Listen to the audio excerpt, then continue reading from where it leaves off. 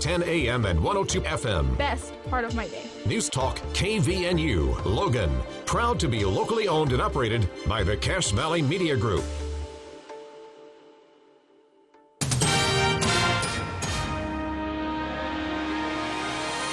KVNU News Time is 5:05. I'm Bill Walter with this news update brought to you by Roof Rescue.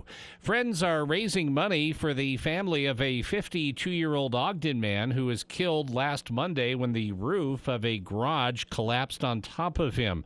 Rolando Castellanos Prezeño was part of a construction crew working on the Providence home when the roof caved in. A friend of Castellanos, Angelica Arcadio, said the Ogden man was a very hard-working, caring person with a big heart whom many looked up to. He always saw the good in everyone and encouraged them to always be their best.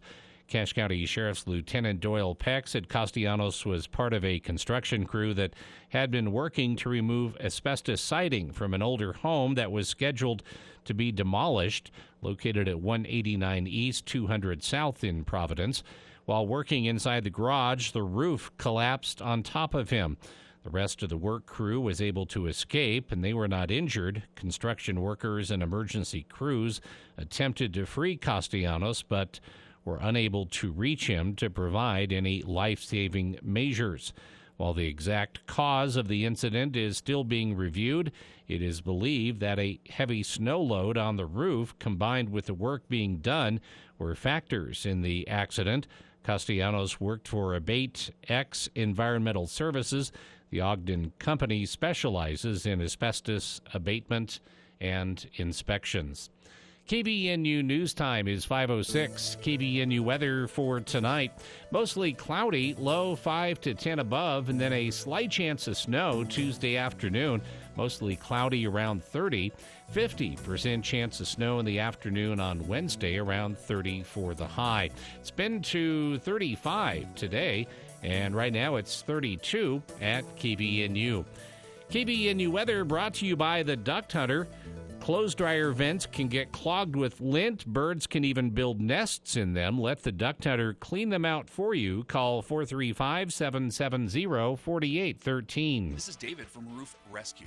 A roof is not something most people think about until they notice a leak on the ceiling. This time of year, fluctuation in temperatures, along with rain, snow, and ice, can do a number on your roof. If you notice these leaks, they won't go away on their own and are oftentimes a sign that the roof has reached the beginning of the end of its life. Call Roof Rescue for a free analysis, diagnosis, and estimate. Let's fix those leaks and keep you dry this winter. Call 435-999-4268 or visit roofrescueusa.com. Roof Rescue, providing watertight peace of mind. KVNU News Time is 5:08. The Cache County Clerk and Auditor's Office has been busy with doing and releasing many audits on KVNU's For the People program last week. Cache County Clerk Jess Bradfield said they have a goal when it comes to releasing audits. We've concluded 2 formal audits already this year. We're putting the audits out at about 1. Well, I don't know if we released our first one in January or February. Our goal is to put out 1 a month. So we've put out 2 audits and a fraud risk assessment. And so you could say 2.5 so far. And we're on pace to break any record that's ever occurred, and we set that last year. He said his office also looks at real property that the county owns and seeing what property that the county doesn't use and deciding if it should be put up for surplus. Bradfield said they recently discovered something rather surprising. Kind of an interesting little thing that we found is that the county actually owns the building that Bear River Health is in, and so that's kind of been a fun audit. It's always an interesting thing when you find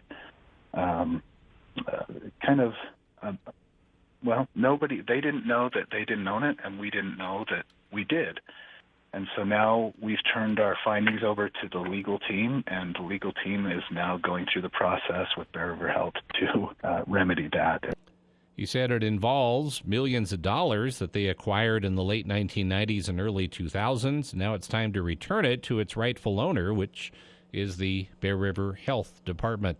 KVNU News Time is 5:09. For more details on these and other stories, visit CacheValleyDaily.com. If your clothes are taking too long to dry, don't run out and buy a new dryer without first checking the vent. Clothes dryer vents can get clogged with lint, and birds can even build a nest in them. If your clothes are taking too long to dry, simply check the outside of your vent, and if you don't feel a swift amount of air, it's probably clogged. Simply clean the vent, and your dryer should work like new. Or, if your vent is too long or too difficult to clean yourself, then give the Duct Hunter a call at 770-4813. It's never too late or too cold to get rid of that old vehicle. Now is the time to earn extra cash by calling DD Auto and Salvage. Let them pay you for that junk vehicle. DD Auto and Salvage makes it so easy and fast to get rid of your junker vehicles by paying you the most money possible. Pickup is available. If you have metal, DD Auto and Salvage in Logan wants to pay you today. Call 787-1204. That's 787-1204 today. See store for details. Guess which energy source is truly the cleanest for the environment, is affordable, abundant, and is ready right now to do what all the other clean energy sources hope to do someday? It's propane. Yes, propane. To learn more about what propane can do for you, check out The State of Energy right here, Saturday mornings at 6:30. Also, the propane industry is set to grow by $50 billion over the next 5 years. Go to findapropanejob.com.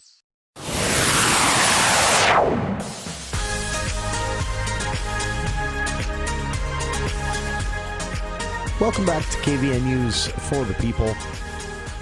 Hour 2 of today's show, Monday, March 6th. I'm Jason Williams, Bill Walter here in the studio as well. And for those just tuning in, you're lucky today.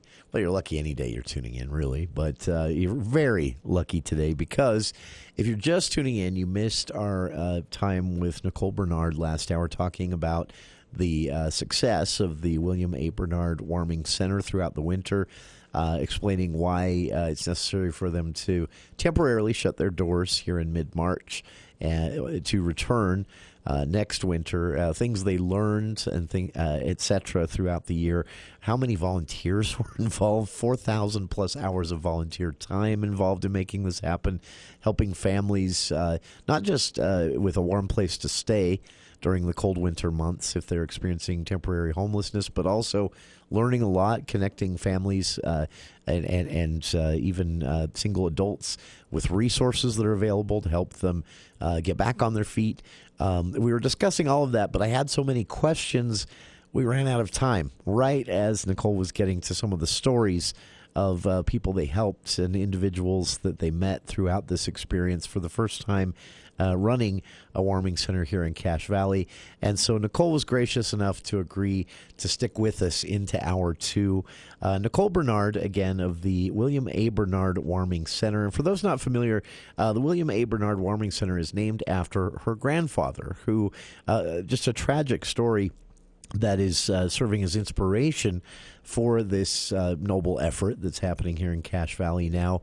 A man involved in many ways, both from working as a butcher in Newton and in locations here in Logan throughout his life, involved with the Cache Valley Cruise-In Association, the Children's Justice Center through Cache County, and then just through a series of events, things that could happen to any of us, ending up with his life just kind of implodes.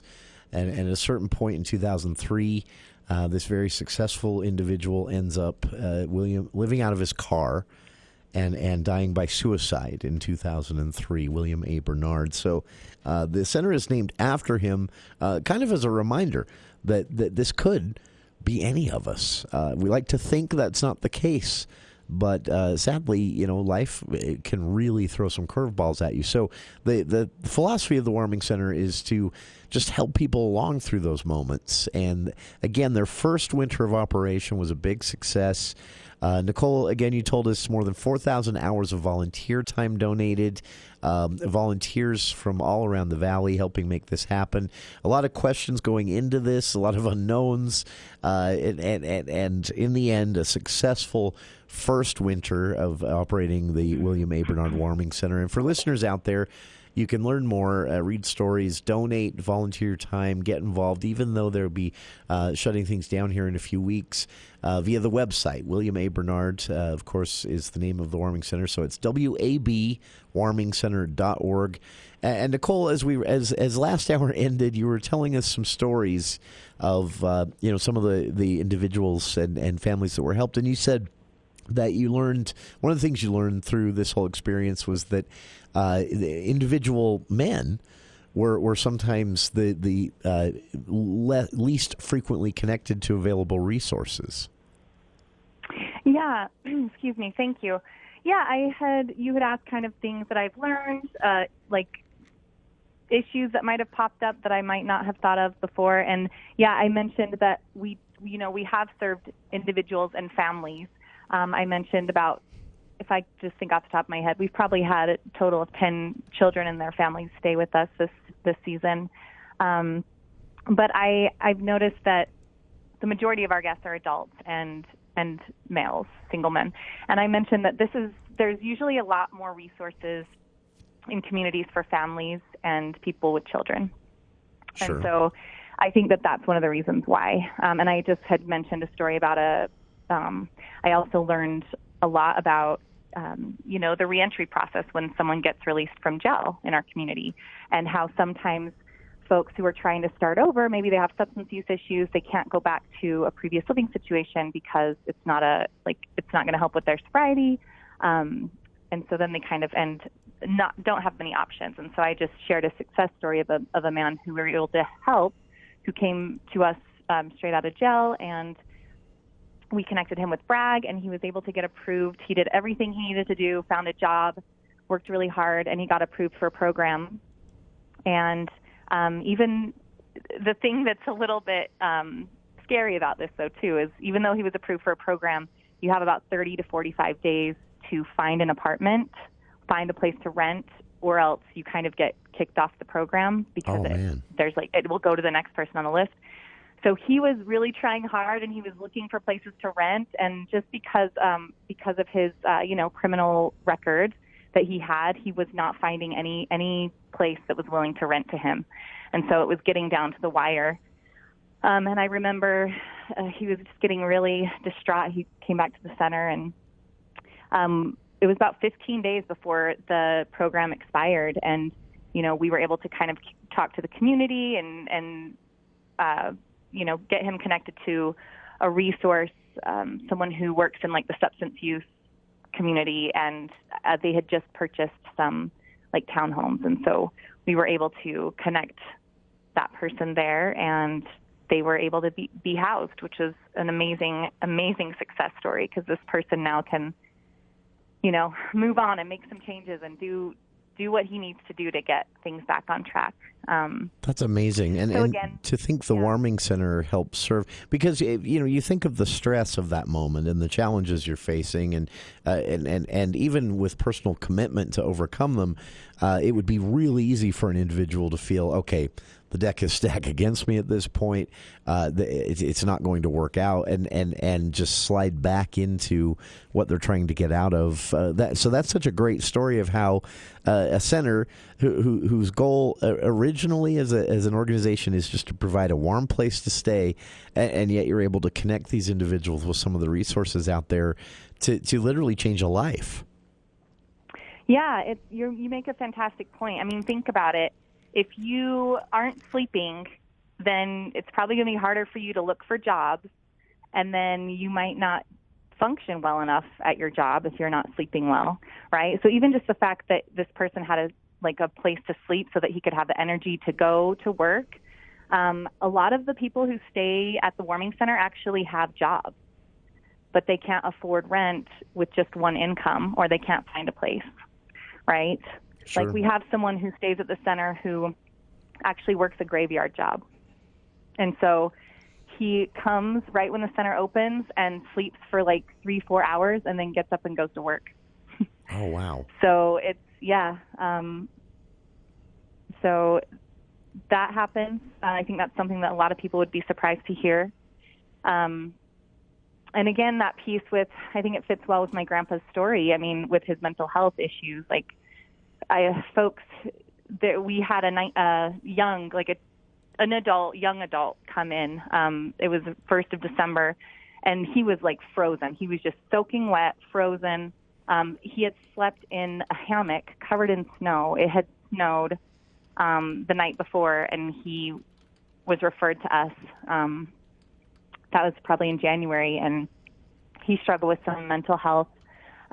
He didn't have a very strong, family support system, and just kind of, stayed with us and has been one of our regular guests. And through the warming center, he's met people and, developed some friendships, and even would go to coffee with, a couple guests at the center that he met, or, and then again, that's another example of we were able to connect him to Bragg, and he spent time working with them and Bear Mental Health to try to get on some medication that would help.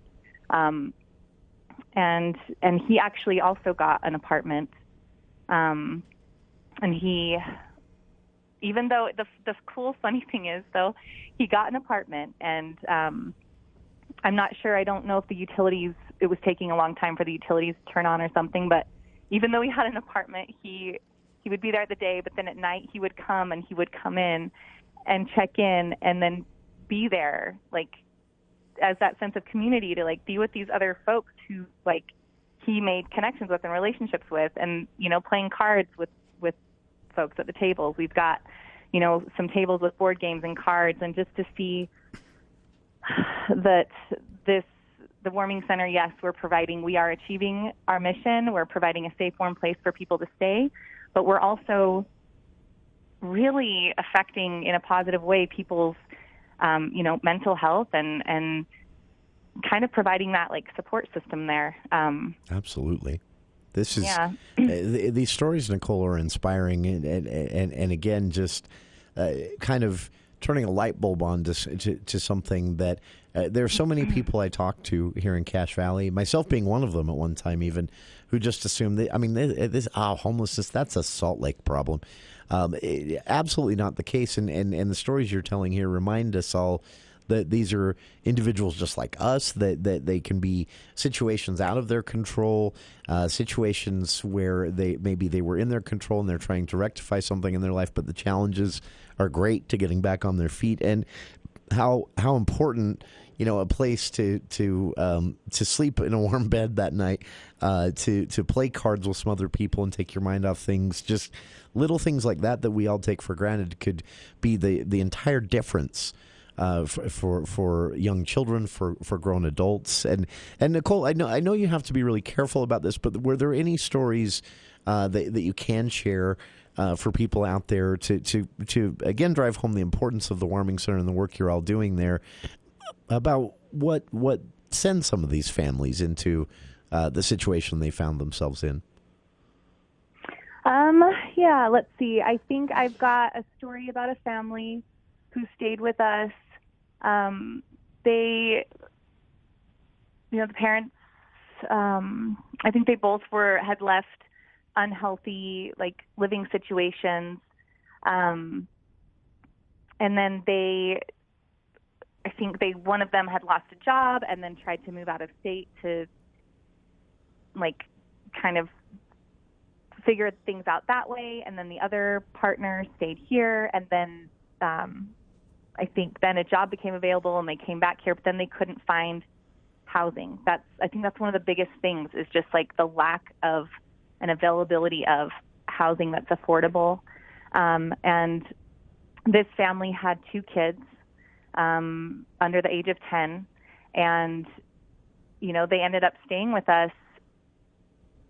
They stayed with us for a bit, and then I think that's when the partner went out of state and with the kids, and then they ended up coming back. And just this past month, they stayed with us quite often. I think that they did get in touch with Bragg, but again, sometimes there's just not enough funding available, and so people just have to be on that list. And so I think that was the case with this family. But unfortunately, one of the partners parent died like suddenly, and that partner had to go out of state. And then like another tragic thing happened with that partner. So that partner went to go help the family out of state, and now you've got the other partner, the single mom, who's now, she had just got a job, but because her partner had to leave, she had to take care of the kids. And yes, the kids were in school, but it didn't quite work out that way. So they stayed with us at the warming center, and her goal, was to, okay, as soon as I get my tax return, she was going to fix the vehicle, and they were going to go out to meet the partner out of state. And I remember just really having some great interactions with the kids. And, I know that that's not an ideal situation, but I think from my observation, we were able to, it was one of the kids' birthday. We were able to find out, we had a Spider-Man cake and some balloons. Uh-huh. And it was just, yes, I know that, again, this is not a good situation for kids to be in. However, I mean, these kiddos were just smiling and when they were at the center, they were, playing games, and everyone around them was kind, and it was a safe place. And I know that it kind of helps me feel good to know that when they're looking back on this time, that there will be the positive memories there, right, sure, at the warming center. And that's which again, was fantastic. The difference between a young child celebrating a birthday at a warming center with smiling, laughing faces around versus what many families would be experiencing of celebrating that birthday living in a car in single degree temperatures throughout the winter. It can't be overstated how important this is. Nicole, it's been so great to talk to you about these things and hear some of these stories. And I want to remind listeners again, as Nicole has told us, the Warming Center will be wrapping up for the season, at least, their services in the coming weeks. But they plan to come back, open back up next fall, late fall, early winter, and provide these services again. But as Nicole has explained here, volunteers, more than 4,000 hours of volunteer hours, it made this possible. Hundreds of volunteers, donations and support from the community, support from local organizations, other nonprofits, and more. All of that necessary. So even though they're going to be shutting the service down here in a couple of weeks for the summer months, and to give everybody a break to be ready for next winter as things really ramp back up again, donations still welcome.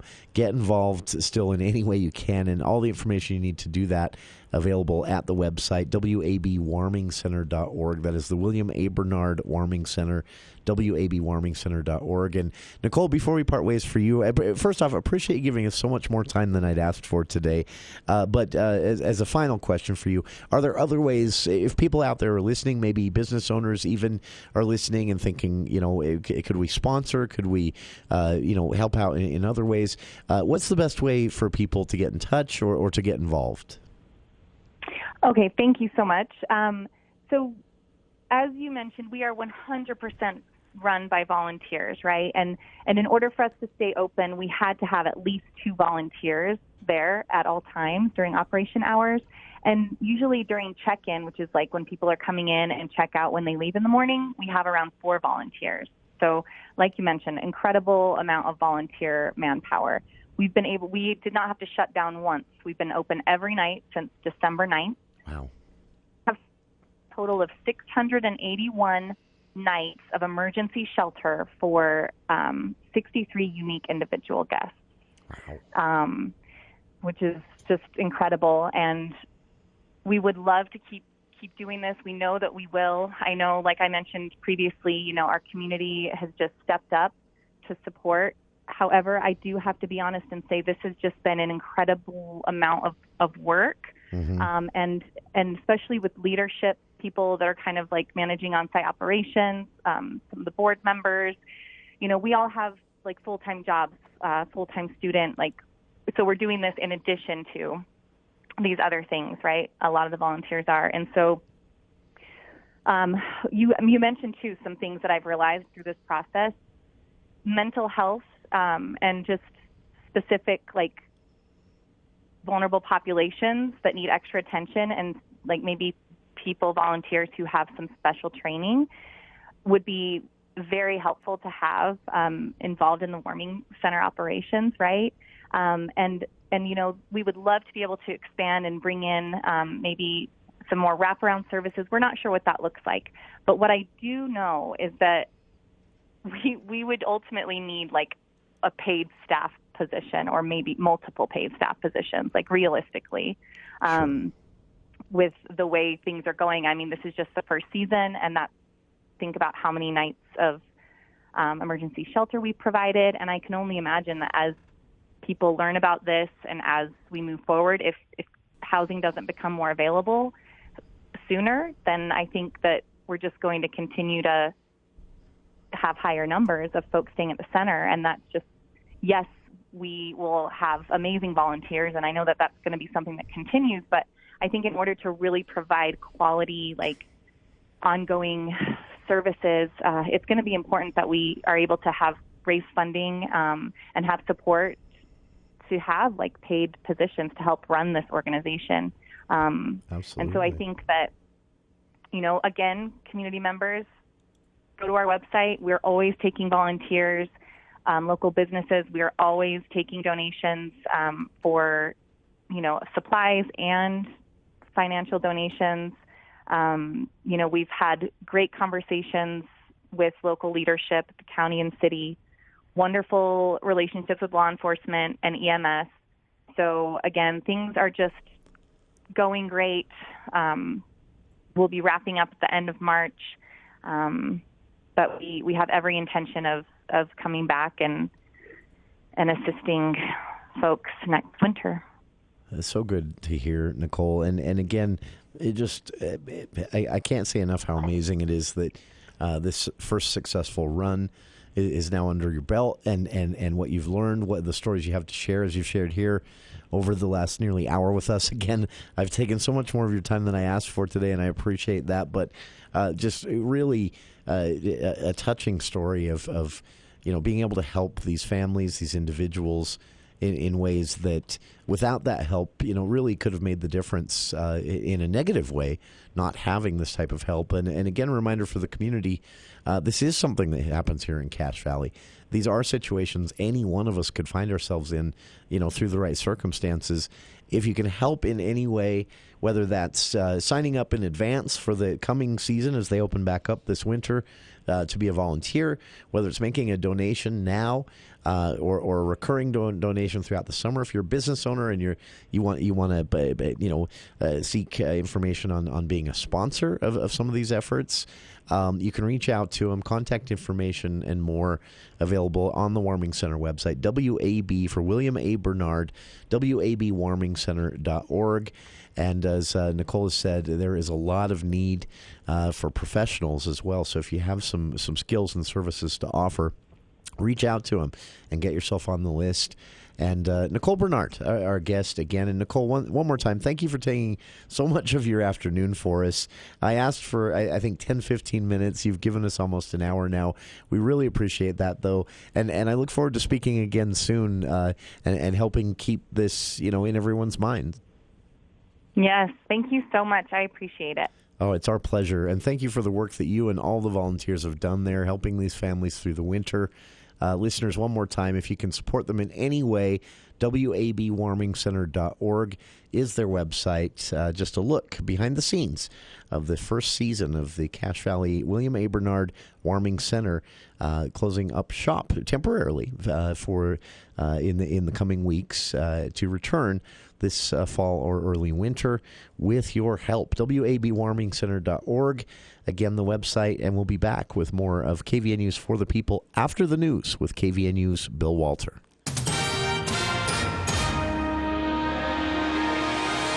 Thank you, Jason. KVNU News Time is 5:34, and the news is brought to you by Logan Extermination. As of today until August, a portion of Champ Drive on the USU campus will be closed for the groundbreaking and construction of the Mehdi Haravi Global Teaching and Learning Center. The closure is to start at the roundabout near the Agricultural Science Building and will end at what is now the Purple parking lot directly south of Old Main. Access to areas located further west on Champ Drive, including the David B. Haight Center, can be reached by driving up through the Aggie Parking Terrace. The Haravi Center groundbreaking ceremony will begin at 1 p.m. on March 22nd. The center will be built between the Ray B. West Building and Old Main at what is now the Purple parking lot. A two-story, 37,700 square foot building, the new center will be home to programs in the Department of World Languages and Cultures, including the Intensive English Language Institute and the Master of Second Language Teaching program. USU Parking has notified permit holders of necessary changes. Firefighters are issuing a warning after being called to multiple fires throughout the valley. The fires all occurred Friday within several hours of each other in barns and sheds. Cache County Fire Marshal Jason Wynn said preliminary investigations indicate that all three fires were caused by heat lamps. Heat lamps will pull a certain amount of amps, and it heats those extension cords up and may start a fire, or if that lamp is too low, animal knocks it off and falls down into straw or the hay and starts the fire. Now, the first blaze was reported east of Newton just before 11 a.m. A passerby called 911 after noticing smoke and flames coming from a large shed used to shelter dogs. Wynn said firefighters were able to keep the fire from spreading to a nearby propane tank. All of the dogs were evacuated safely, but the shed was completely destroyed. Around the same time, firefighters received a call of a chicken coop that had caught on fire in Hiram. Flames were again threatening the surrounding area, but crews were able to contain the fire to the coop, which was also a complete loss. The third fire occurred a short time later inside a goat barn in Mendon. Firefighters were able to keep the fire from spreading to neighboring structures, but were unable to save the goat. Wynn said he realizes the need to use heat lamps during winter months, but stressed that they can easily start a damaging fire. He advised people to make sure they use them properly. To make sure that those heat lamps are secured tightly, that they're out of the way of the animal, and that all the electrical that goes to the barn and to the heat lamp are intact. They're not any electrical issues with the wires. Wynn expressed appreciation for all the fire departments throughout the valley cooperating together. He said every department was involved in one or more of the fires. And a loadable, foldable pistol was discovered in a carry-on bag at Salt Lake International Airport. Officials with TSA said the gun, along with 3 rounds of ammunition, belonged to a male passenger who was headed to Phoenix Sky Harbor International Airport. The discovery was made at about 3 p.m. Wednesday during the routine X-ray screening of carry-on luggage at the security checkpoint. According to a press release, the firearm was a foldable single-shot .22 caliber Trailblazer Lifeguard pistol. Law enforcement reported that the man was allowed to continue onto his flight without the firearm, but the incident is under review for potential prosecution. And officials said as of Wednesday, this is the 11th firearm discovery by TSA at the Salt Lake Airport just in 2023. KBNU News Time is 5:38. The bugs love the good weather. I'm guessing you have a bunch of those creepy crawlers waiting patiently to come into your cozy home.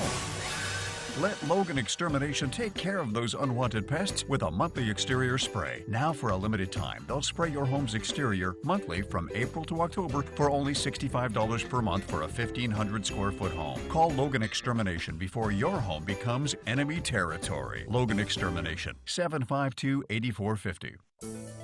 KBNU weather for tonight, mostly cloudy, low 5 to 10 above. Slight chance of snow in the afternoon on Tuesday, mostly cloudy, high around 30. 50% chance of snow in the afternoon on Wednesday, around 30 degrees. It's been to 35, and it's 30 right now at KVNU. KVNU weather brought to you by Napa Auto Parts. The Gold Filter Sale is going on through March 15th. All Napa Gold filters are 60% off. Stop by your locally owned 5 locations of Napa Auto Parts from Preston to Providence. For more details on these and other stories, visit CashValleyDaily.com. Hey golfers, this is PGA golf professional Eric Clement inviting you to come play in the first annual AMK Foundation 4-Man Scramble charity golf event the week of March 6th through the 11th at Links Golf. Call Links Golf today, 435-213-9795 to sign up. All proceeds benefit special needs kids and families in our community. The first annual AMK Foundation charity golf event at Links Golf. Thanks for choosing to support special needs kids and families in our community. Spring has sprung, and so have the deals at Murdoch Hyundai. Ready for a season of adventure? Get behind the wheel of a brand new car during our spring sales event. Right now, get 0% for 4 years plus no payments for 90 days on Elantra, Sonata, Kona, and Santa Cruz. And every new Hyundai comes with America's Best Warranty, a 10-year, 100,000-mile powertrain limited warranty, and owner's assurance. When you walk through our doors, you feel like family. At Murdoch Hyundai in Logan, Linden, and Murray, and online at MurdochHyundai.com. Call 866-628-3065 or see dealer for complete details. Offer expires 4/3/23. Most people who buy from UNI Furniture are repeat customers. They come back again and again. So it's important to UNI to sell furniture with value and quality. And UNI loves what they do. They support local manufacturers and American-made brands. UNI's line of Southern Motion specializes in reclining furniture. Best Brand Furniture offers more petite styles. And UNI just added Klosner, who has a wide range of options and takes lots of special orders. It's a family-owned 4th-generation furniture store where value and quality is and always has been offered. That's why it's always a better buy at UNI Furniture, downtown Logan. Hi, this is Gordon Deal. Tuesday on This Morning, America's First News. There are at least 2 Democratic senators creating political headaches for President Biden as he considers the groundwork for re-election. Hear the latest intra-party pushback. Also, predicting a recession has become equal parts trendy and difficult. So who do we trust? And things you can do to help avoid scrutiny by the IRS. Tuesday on This Morning, America's First News. From 4 to 6 on News Talk KVNU, 610 AM and 102 FM. Your station for news and talk. Victor deployed for the first time to Afghanistan in 2003. He sustained a moderate traumatic brain injury. One of the most important elements of caregiving is taking care of yourself. For many military veteran caregivers, their caregiving journey starts earlier in life and lasts longer. Visit aarp.org/caregiving for a free military veterans guide to navigate your caregiving journey and better care for your loved one and yourself. Brought to you by AARP and the Ad Council. I've been driving trucks for a long time. Safety is my #1 priority. I know that my truck has huge blind spots. That's why I remember to check my mirrors often for smaller vehicles. Everyone can help keep our roads safe. Next time you're behind the wheel, try to avoid lingering in those blind spots. It can be dangerous. Let's all plan to share the road safely. Learn how at www.sharetheroadsafely.gov. I am one of over 40 million Americans with migraine. A migraine is not just a headache. A migraine attack can last for hours or even days, often with sensitivity to lights and sounds or nausea and vomiting. Thankfully, there is help for migraine. Learn more at headachemigraine.org. Now is the perfect time to find out if what you have may be migraine. Visit headachemigraine.org, sponsored by the Coalition for Headache and Migraine Patients. Uh-oh, Brad's buzzed. Oh, yeah? Yeah, he's starting with the woots. And now a speech. I just want to say that friendship is about heart and brain. Who's with me? Good thing is, he knows when he's buzzed. And my brain is saying, when it's time to go home, somebody call me a ride. Love that guy. Me too. Know your buzzed warning signs? Call for a ride when it's time to go home. Buzz driving is drunk driving. A message from NHTSA and the Ad Council.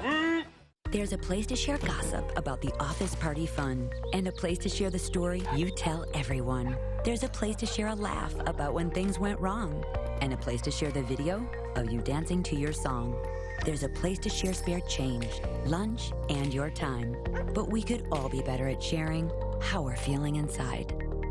76% of employees have struggled with at least one issue that affected their mental health. When you share, you're not alone.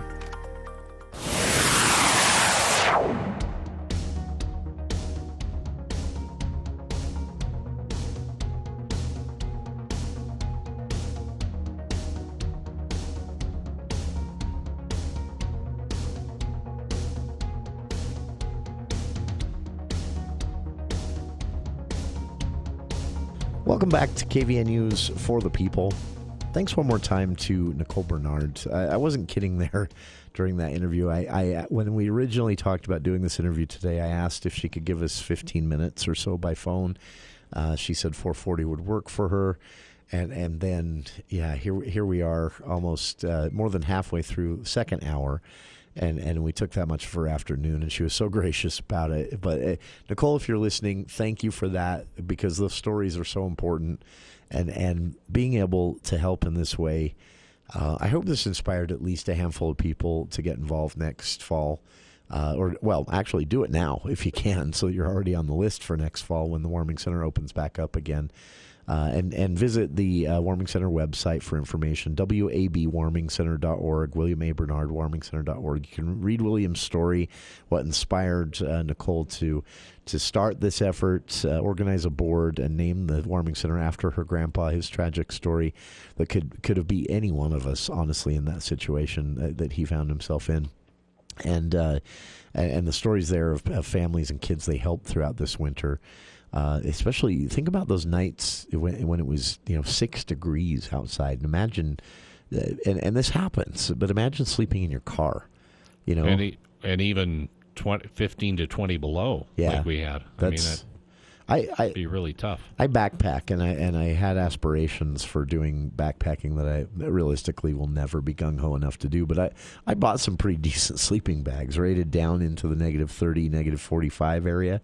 And I've slept in them in 28-degree weather on the top of a mountain here and there. It's not comfortable. You'll live, but it's not comfortable. And imagine the stress as a parent.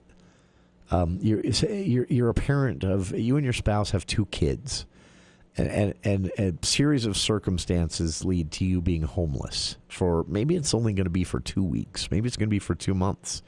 A birthday and maybe if you celebrate Christmas falls in that same time frame.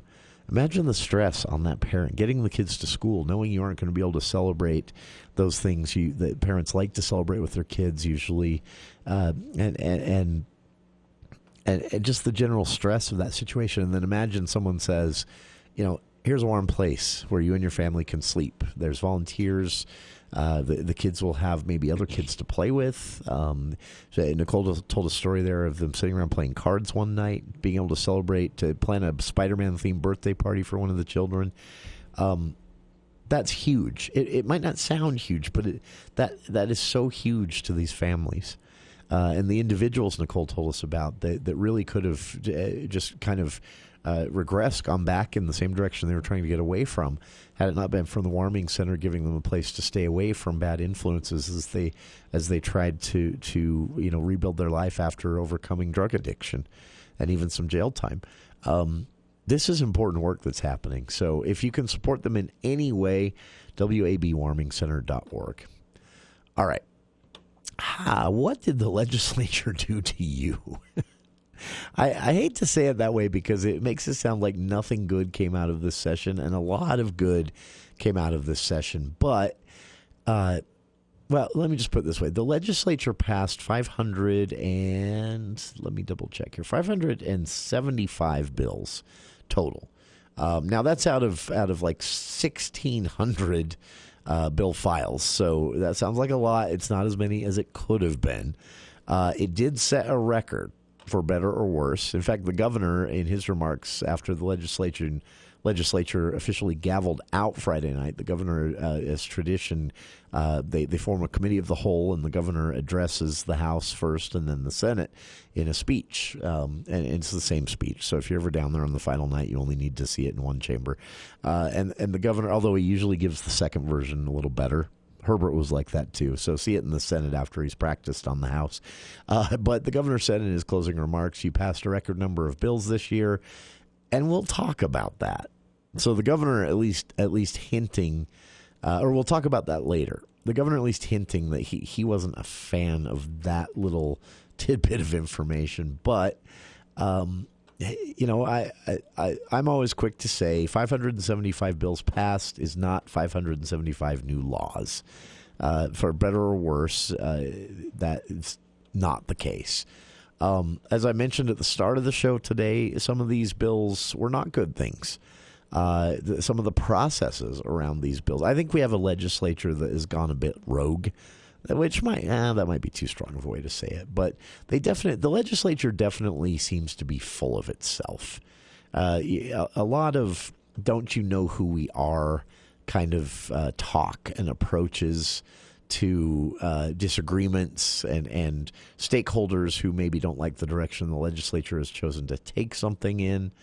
But there were a lot of bright spots. Senator Todd Weiler, I think, takes the cake this year in the legislative session. Almost every single one of his bills had to do with the legal system. He's an attorney.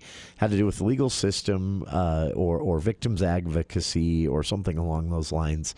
But his bill, a long time in the works, multiple years in the works, but it did pass and will be signed by the governor, expanding and really refining a process that many people at least believe is behind some of the more tragic news stories we've seen in the news recently, from the Gabby Gifford story that was big there throughout the summer a couple of years ago, to that tragic many years ago now at this point story of a University of Utah student. Basically, these situations where young women, usually, not always, but oftentimes young women did everything that you're supposed to do in a situation where someone is stalking you or someone is harassing you or someone is actually threatening you. And these young women did everything they were supposed to do, whether it was them dealing with a spouse, an ex, a coworker in one situation. They did everything they were supposed to do, and somehow the system failed them, and they're dead. And so Senator Weiler said this wasn't a goal of his to address those specific issues, but it isn't unrelated, the problems he saw in our system. So what his bill does, and it's a gigantic bill because it references so many different portions of Utah code to exist. The bill itself, as far as its action language, is very short. It's about a paragraph. And what it basically says is, well, I'll paraphrase the entire legislation this way. Utah law enforcement and public safety agencies from the city on up to the state level need better coordination and better data sharing.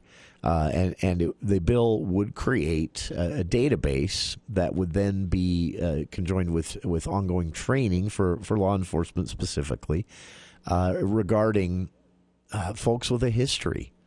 A situation where the belief is that in a lot of these situations, at least, where a young woman has ended up dead because of a dangerous person, or, it could be a young man. It's usually young women, but it has been young men as well. And it is avoidable, or could have been avoided, had law enforcement had tools that said to them, hey, this individual, you're about to stop by a residence after a domestic violence call or a domestic dispute call. Maybe it even came from a neighbor, so you have very little information going into this. You have a database where you can search and say, okay, one of the individuals here has been arrested multiple times over for this, or is currently has. Now, obviously, they always had the ability to look to see if someone had an active restraining order against them. But what about an expired restraining order? What about they had an incident that resulted in no citation, no restraining order, no arrest 100 miles away? And now here you are responding to the call in your community. This database would allow for that type of the data is already being collected, but the database would coordinate it in a searchable manner for law enforcement. And the bill does other things. And that's just one example, again, of how much griping you'll hear me do for the next few days still about the legislative session. It wasn't all bad. One of the other highlights, I think, was it seems like this should have been a huge deal, but it was kind of a quick debate, over and done with. Some unfortunate comments made by one state lawmaker who had to eat crow in an interview afterwards. Representative Norm Thurston put his foot in his mouth during this one. But other than that, no controversy. It was a bill that would extend coverage to mothers on Medicaid for a year after the birth of their child had passed. The bill passed, not the child. For a year after the birth of their child, the bill passed, and it would be funded as part of the state budget. The bill increased the number of women who qualify for family planning services through Medicaid as well, and that's huge. But that one just kind of about an hour's worth of discussion and debate, committee meeting and floor time included in both chambers, and will be signed by the governor. On the flip side of that, a bill that would have allowed more mothers to qualify for Medicaid during their pregnancies, and a bill that would have allowed Medicaid to cover doula services. Doula services are it's sort of like a super midwife. These are services. The doula service is comprehensive, even at times serving as personal assistant. Both of those bills failed. And a bill run by Representative Ashley Matthews instructing the state's insurance plan, Public Employees Health Program, to cover doulas for state employees. That bill passed with only one no vote through the entire process. Pretty amazing. As far as education goes in the legislative session, of course, the Utah Fits All, the school voucher scholarship. It's back in the headlines again, some controversy. A Twitter account, an Instagram page, and Facebook page popped up. Very well designed, very nice looking, days after the legislatives. This program hasn't been funded yet, and yet there's some money must have existed for a nice public-facing front. And people want to know, okay, who's running this Utah Fits All scholarship? And the state isn't answering. So we'll see what those answers end up being. But that, of course, passed. A separate bill tying teacher pay increase to weighted pupil unit. Basically, not quite keeping up with inflation, but at least a lot closer than Utah had been doing for decades. That bill passed. Full-day kindergarten bill passed. This is going to be kind of hodgepodge at first, though. They don't expect this to necessarily be an across-the-board offering. It will be up to the school districts at first to decide. And then, of course, if a school district decides to offer full-day kindergarten, parents can decide whether their child will be a part of half-day or full-day. So nothing mandatory about this in any shape or form, even for the districts to offer it in the first place. But it is now a thing here in Utah. You're free to observe Halloween whenever you want to, of course, but a bill encouraging communities to observe Halloween on the last Friday of October, regardless of when the holiday actually falls, passed the legislature. Non-binding, so again, do what you want, as I imagine most people will. And one bill to keep a really close eye on is this social media bill. Governor Cox has already said he anticipates a lawsuit and he can't wait to go to court. There were two different versions of this bill, or two different social media bills. One that Cox promised to sign before it was even finished requires social media companies to verify the age of an individual signing up. If they are under the age of 16, their sign up is restricted. A second bill, social media and websites that offer pornographic content in general would require verifying the age of an individual entirely. That bill actually did not pass because, well, someone asked the question, how would that even work? And you're talking about a centralized database of photocopied driver's licenses held by a private company that might not actually be in the U.S., to which the sponsor said, I'll just sit on that bill for now. There you have it, what the legislature did to you this legislative session. And we'll take our final break here on KVN News for the People. I'm Elizabeth Smart. Sexual exploitation and violence are unimaginable crimes that far too many people in our communities experience. In the U.S. alone, a person is sexually assaulted every 68 seconds. Every 9 minutes, that victim is a child. It's time these numbers change. Learn more about how you can join me in the fight against child sexual exploitation at malouffoundation.org. Hi, this is Gordon Deal. Tuesday on This Morning, America's First News. There are at least 2 Democratic senators creating political headaches for President Biden as he considers the groundwork for re-election. Hear the latest intra-party pushback. Also, predicting a recession has become equal parts trendy and difficult. So who do we trust? And things you can do to help avoid scrutiny by the IRS. Tuesday on This Morning, America's First News. From 4 to 6 on News Talk KVNU, 610 AM and 102 FM. Your station for news and talk. Tomorrow on the program, more decompressing, deconstructing, whatever you want to call it, the legislative session, which wrapped up Friday. Water Week came and went and kind of became a joke because not a lot of water bills passed that week, but a lot of water bills passed in the end. What did the